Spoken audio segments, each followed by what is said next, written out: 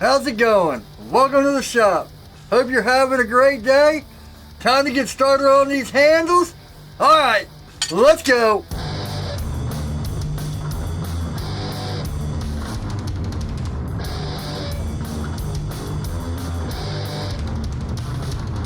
Welcome back. I don't know if you can tell, but I got some new lights and a new lens, so hopefully this looks good, because I can't tell yet.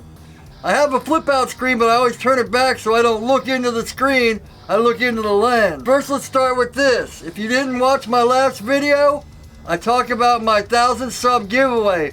We're like 20 subs away. So go check out that video. I'll put a link right up here and it'll tell you what you do. This is another video, so you can all start putting your entries in. But you gotta go watch that video for rules and all that. Let me quickly get all the plugs out of the way.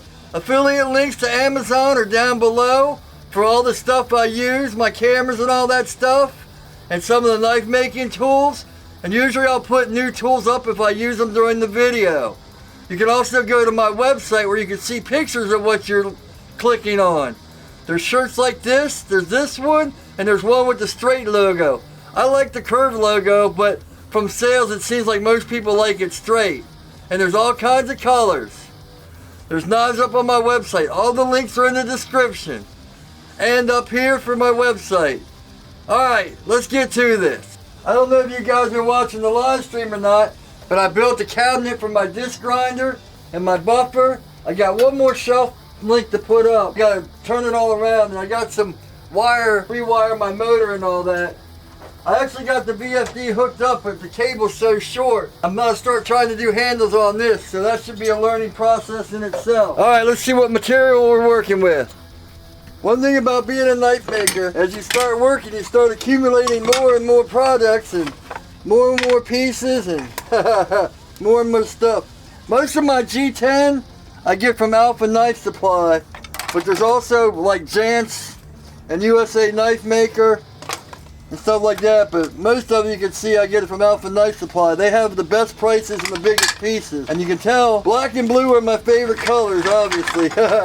Or color combinations, I should say. I got some carbon fiber. I'm going to try to keep this build priced low. I also get my carbon fiber like this from Alpha. This is from AJ Composites.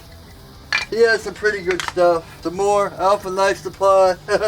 White, some gray. So let me figure out.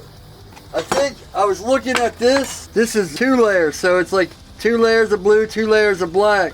And I think I can get 1 piece here and then 1 piece here. For the Karambit, I'll do this black and I'll do an Anzo pattern. So I'll show you guys how I do my Anzo pattern. For the Recurve, we don't need carbon fiber. Though I do love me some carbon fiber. This marble stuff, I've only used it on the bolsters for the one compound grind Tanto. That stuff is real expensive. So of course we're going to do blue liners, but we just have to figure out how thin. Here's my thin blue. Thin blue and thick black. There we go. There will be our liners and our scales for the Recurve. Let me get all the rest of this stuff put away and we'll get on it. Okay, so just in case this is your first time seeing me do handles, I always draw one out. I'll draw it out this way and I'll flip it and draw it that way, and I always make it bigger. And then I'll mark it. So you're looking at the blade. This is the left side, this is the right side. So you'll mark it out and then you'll flip it over and you'll put right, and then you flip it here and left, and you'll do that for the liners. That way you know how you marked it, and you don't have to worry about getting them mixed up, because there's nothing worse than getting everything cut out and having 2 left sides or 2 right sides, or having one too small. So I always make them big and then epoxy them up and let them sit over. This one's going to be easier because it's just one size, one G10, that's it. We'll just mark it and cut it out. Roll the slow motion. Haha.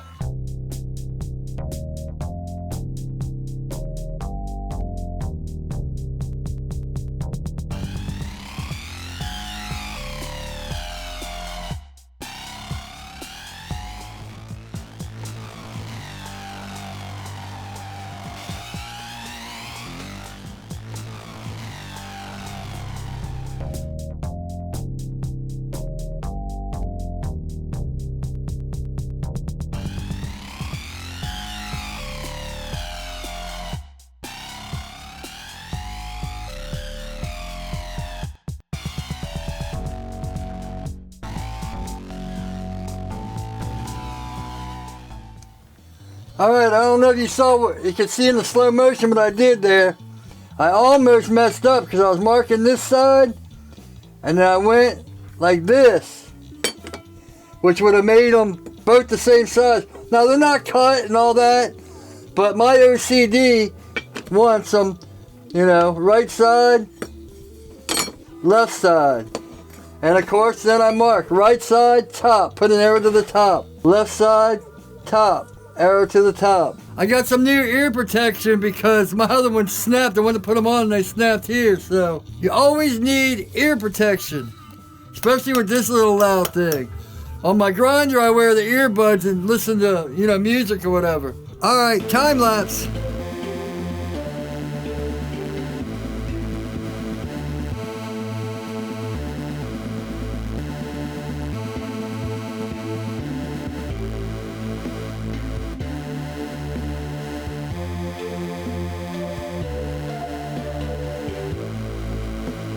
Now one thing when you get my ear. Now one thing when you're using a bandsaw, instinct will tell you to push like that, but be careful because if you slip through, your thumbs are coming off. In wood shop in 7th grade, I did it on this finger and just took a little chunk off. So you got to be careful. So especially with steel, you'll be pushing, all of a sudden it gives and your fingers into the blade. A lot of times, the more experience you get, the more confident you get with a machine and you start forgetting things like that. So I always try to remember, make sure to hold your hands out or, you know, make sure there's plenty of room that the blade's not going to all of a sudden slip through and cut your fingers. And like when you see a piece come off, say this just came off here, you'll see me push it out of the way with the piece I'm cutting instead of using my fingers. Because say I slip or something and it cuts. So you can see how big I cut them. I cut them so they fit awful big. Right top, left top. There we go. Once we drill the holes, then we can, you know, fix it up and all that. But we want to make sure we have enough. All right, let's get the other one cut out.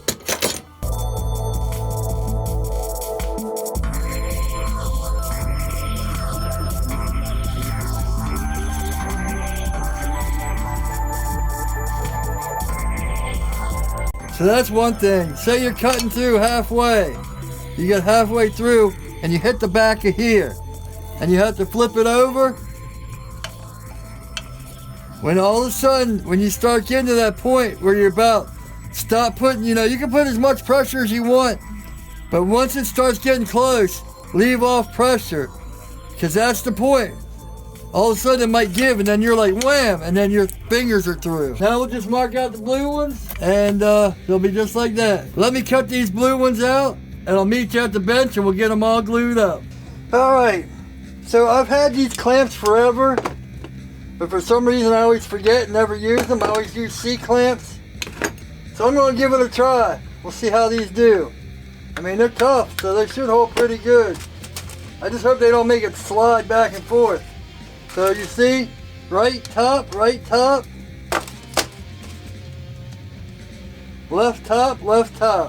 As long as you know it's top and top, see, then you know they go right.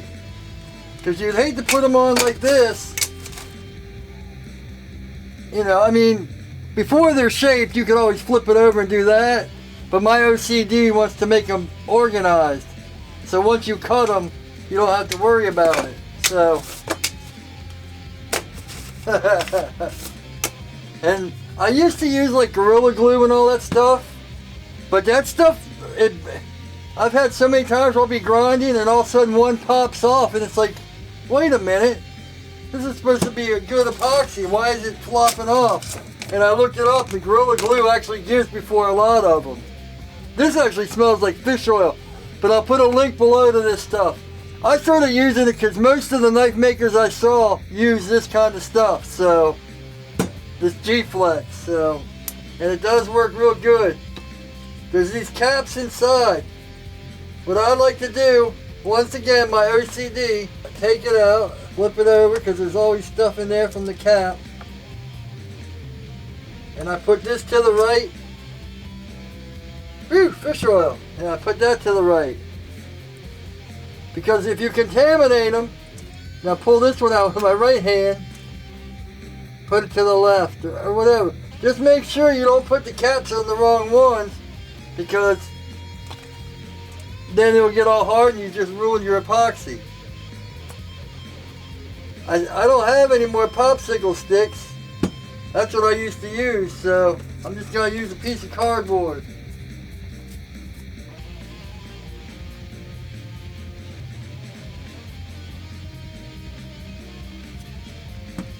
Alrighty.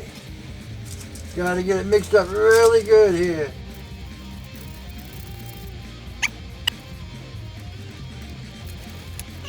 Here's my pen, so I'll make sure to write that. Now that I know what I did wrong.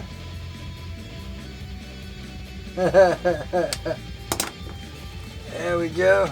Put some clamps on it. Clamp.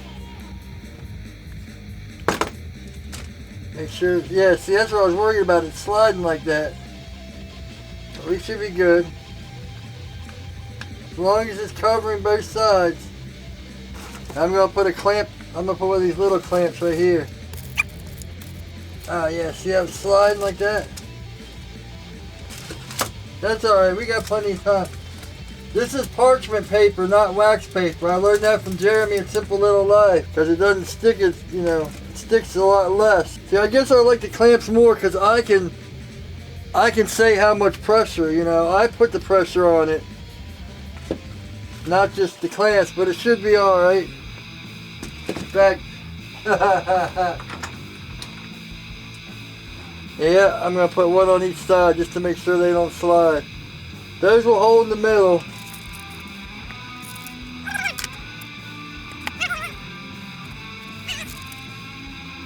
Yeehaw. One down.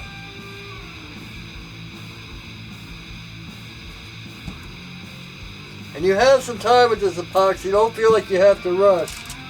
But make sure you mix it up very well. Because I've seen a few people ask, oh, my stuff isn't drying up. Because they didn't mix it well. Or they didn't mix it clear enough. But it will dry, you just gotta give it more time. You see, you want it turning white. I just did it again. Oh man. I was supposed to flip this over the other side, but I want to make sure it's all even. So you got some time to move it around. That's why I like to keep it big, just in case. You know, there's guys out there that make everything perfect and all that. I want room. I don't worry. You know, I'm not worried about wasting a little bit of material. I'd rather make it big and have room for mistakes than make it perfect and mess up and have to do it over. And now what I'll do is I'll let this sit up for a little bit. Put these back. Now see, as this stuff drips out, it's going to go in the cap there. But it should be fine. Then you close it up, let it drop back down. I usually like to flip my paper over so there's nothing sticky sticking up. In like 20 minutes or so, because this takes a while to dry, I'll come down and I'll check it.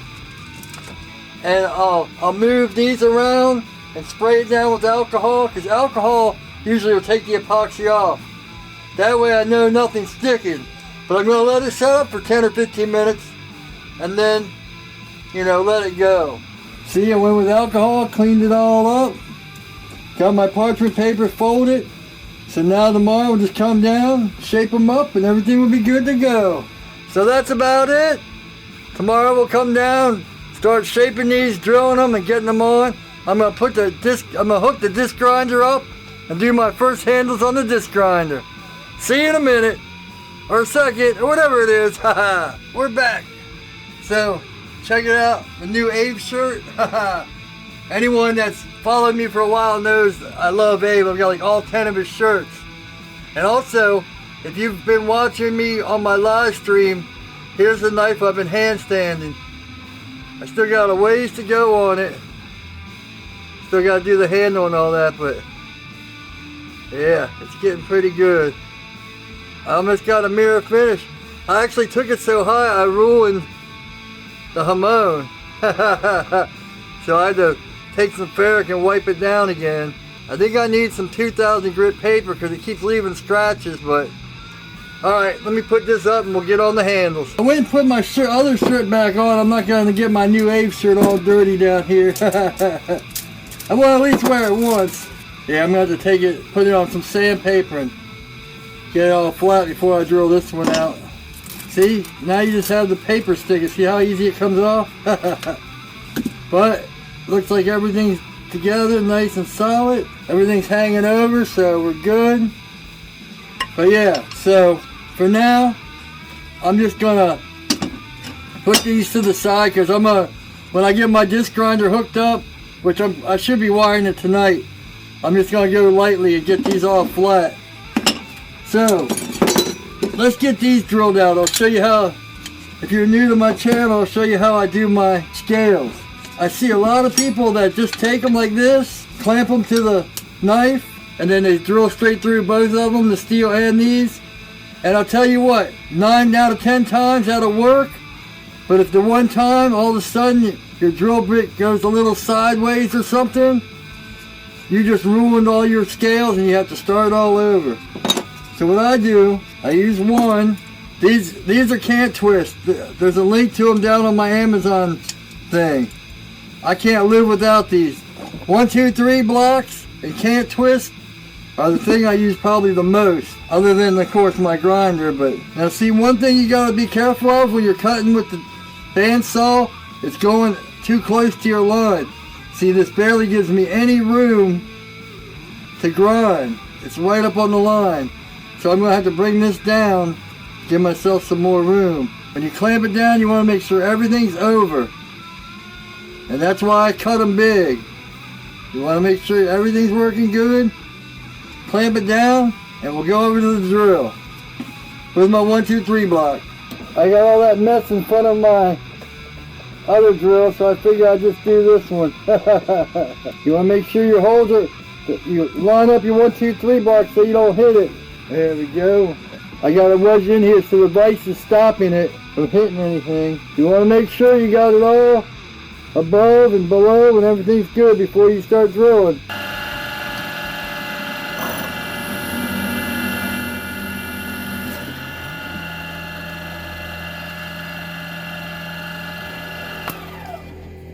Then we just move. Oh, hold on, one thing I'm forgetting.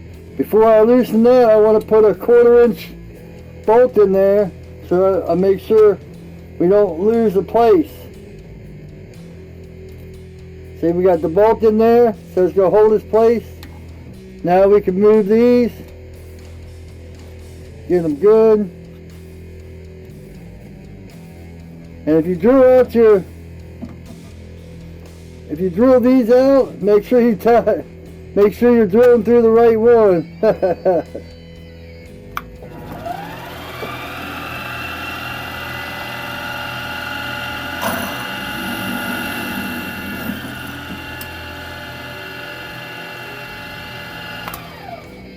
Alright, since we don't have a lanyard, I need to get some longer bolts. I need to get the 1 inch bolts because I used them to hang up my VFD. But here's what we do next. We have this bolt through the outside in. So we're going to loosen these up. Make sure we got the right side in. See, this is why we mark them on this, because it's almost exact. Put it up. Make sure everything is covering. This doesn't matter because that's where I'm bringing it up anyway. So, but we will bring it down. Let me put one on here.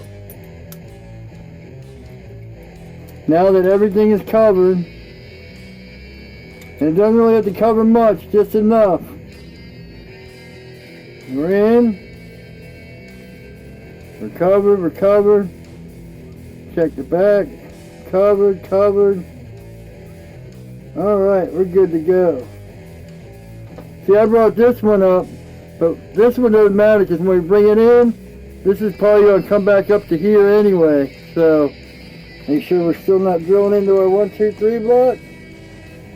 Here we go.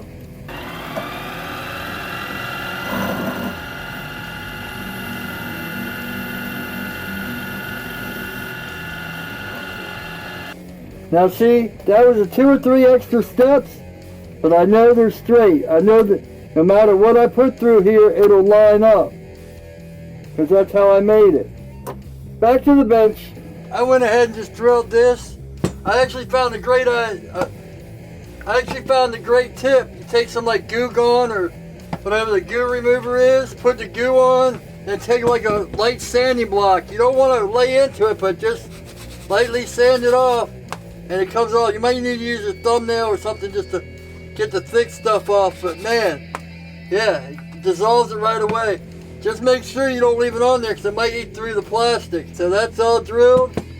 So what I do next, pivots. These aren't called pivots. What you gotta look for is standoffs. These are 0.5 standoffs, 0.5 by 1/4 inch outer diameter by 8/32 threads. That's what I use. Then I got 8/32 pins. And then they just go in like that. Now you can do all your shaping. If you gotta do something else, you can take them off. Whatever you need to do.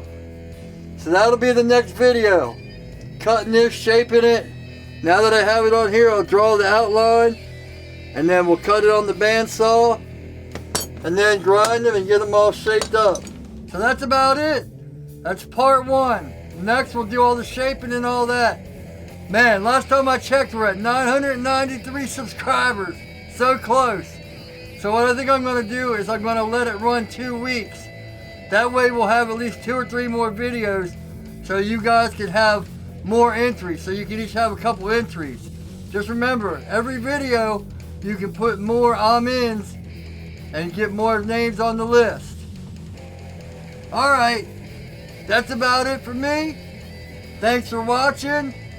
All the links are down below. I'm going to put the link to the epoxy down in there.